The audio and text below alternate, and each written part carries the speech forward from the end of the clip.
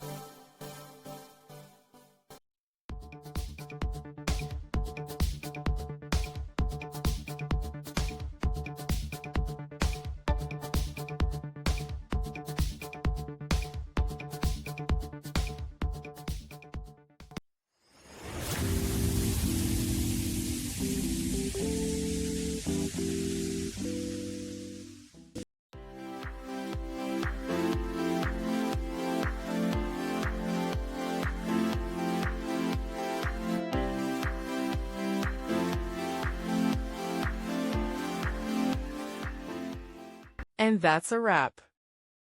I hope you found the answer you were looking for. If you did, take a second to hit that subscribe button. It really helps out. And let me know in the comments which solution worked best for you. See you next time in the debug zone.